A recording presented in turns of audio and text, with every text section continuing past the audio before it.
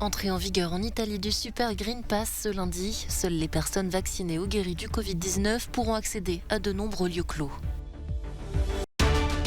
Les souverainistes, les nationalistes et l'extrême droite en Europe ne parviennent toujours pas à s'entendre pour former un groupe au Parlement européen. Ariane va développer un nouveau lanceur réutilisable comme l'est actuellement le Falcon de SpaceX. La firme européenne veut refaire son retard sur son concurrent américain. Covid oblige, l'écrivain d'origine africaine Abdul Razak Gurnah reçoit le prix Nobel de littérature à Londres, là où le Britannique vit en exil. Les restrictions sanitaires se durcissent en Italie pour les non-vaccinés. Le pays a mis en place ce lundi le Super Green Pass, la nouvelle version de son pass sanitaire. Celui-ci ne pourra pas être délivré avec un test de dépistage comme c'était le cas avant. Seules les personnes entièrement vaccinées ou guéries du Covid-19 pourront donc accéder aux bars, restaurants, cinémas, théâtres ou discothèques. Être vacciné ne me pose aucun problème, au contraire. C'est mieux pour que nous puissions essayer de nous débarrasser de la pandémie et pour mettre un terme à tous ces décès. C'est une bonne idée, mais c'est difficile de contrôler les gens. Le Super Green Pass est contradictoire et restrictif.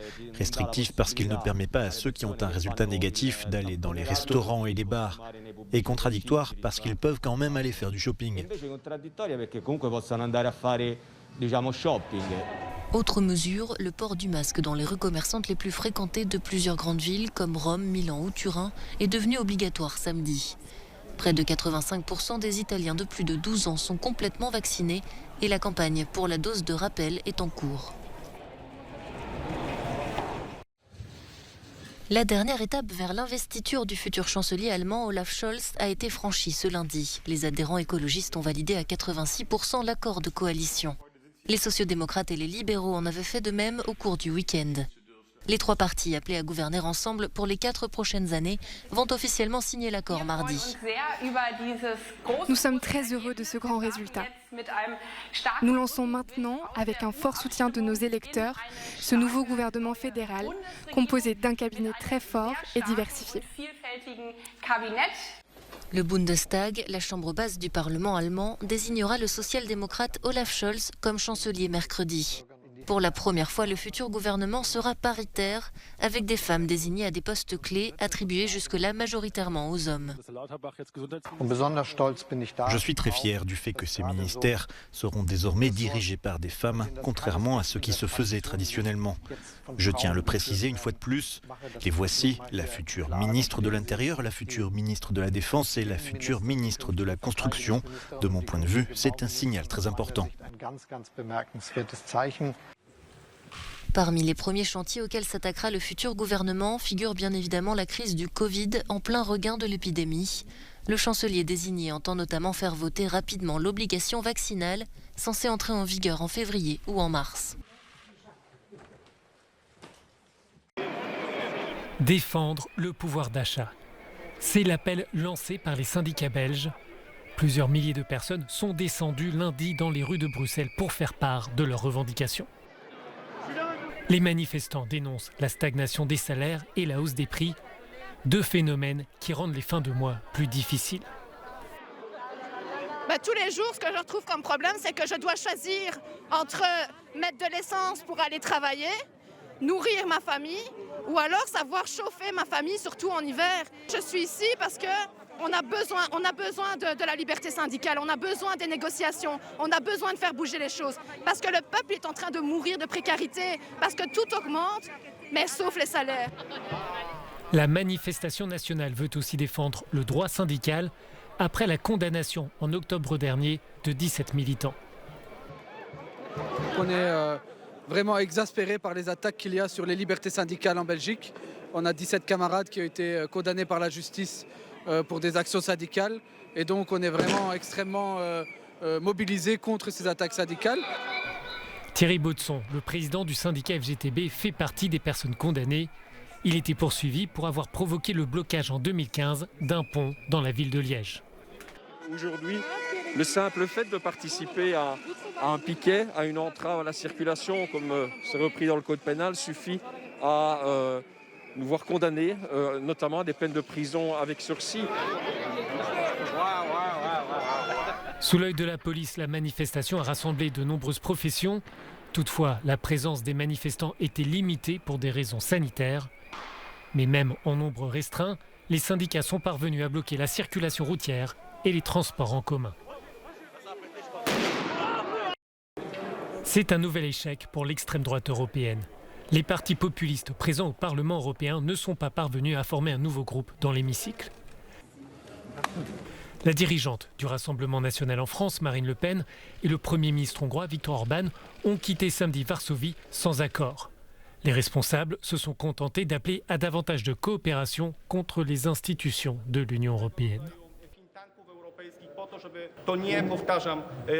Ce ne sont pas les commissaires, l'administration, les bureaucrates et les directeurs de la Commission européenne qui doivent décider comment nous devons vivre.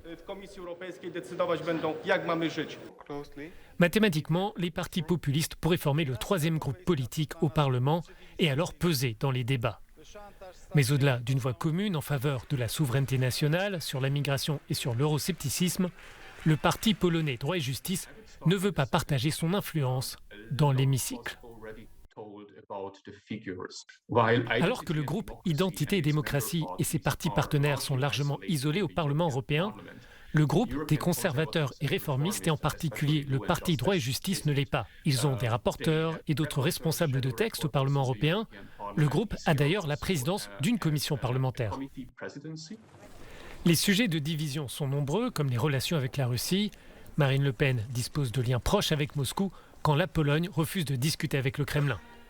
À cela s'ajoutent des fractures nationales comme en Italie entre la Ligue et Fratelli d'Italia. À court terme, les populistes ne sont pas en mesure de menacer l'équilibre institutionnel. C'est davantage du battage médiatique. Le seul bénéfice pour tous les participants est de dessiner l'agenda politique. Ils obtiennent l'attention des médias. Et c'est la seule raison qui explique ces rassemblements répétés depuis des années de l'extrême droite. Cela se finit toujours par peu de résultats tangibles.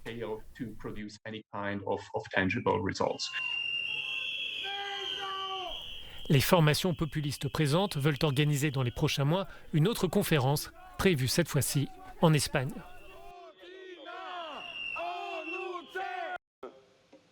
L'Europe va tenter de combler son retard dans la course à l'espace. Ce lundi, le ministre français de l'économie, Bruno Le Maire, a annoncé que le groupe Ariane allait développer un nouveau lanceur plus petit mais surtout réutilisable. Il s'agit en réalité de concurrencer SpaceX, le géant américain du secteur. En développant un lanceur Falcon capable d'atterrir, l'entreprise a pu baisser fortement les prix d'un lancement de satellite et prendre un temps d'avance conséquent sur Ariane qui a raté le virage selon les mots du ministre. Ce lanceur européen baptisé Maya doit pouvoir être opérationnel en 2026 et sera assemblé sur le site français d'Ariane à Vernon dans l'Eure. 200 personnes pourraient y être embauchées dans les années qui viennent.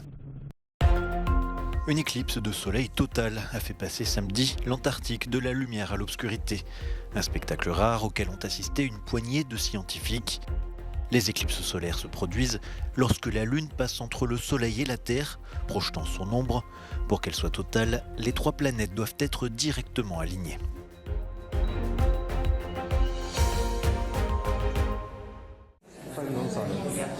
Covid oblige, c'est à Londres et non pas à Stockholm que Abdulrazak Gurna a reçu son prix Nobel de littérature. L'écrivain, 72 ans, est le premier auteur d'origine africaine à recevoir le prix Nobel de littérature depuis 2003.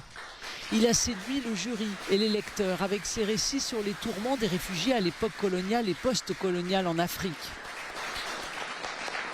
Né à Zanzibar, un archipel au large des côtes de l'Afrique de l'Est, Abdulrazak Gurna s'est réfugié en Angleterre à la fin des années 60, après l'indépendance, alors que la communauté arabe y était persécutée.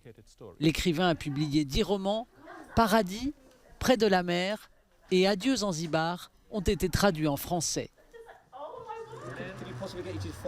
2021 a été une année faste pour l'Afrique avec 3 grands prix, le Nobel, le Booker Prize et le Goncourt, remportés par des écrivains africains.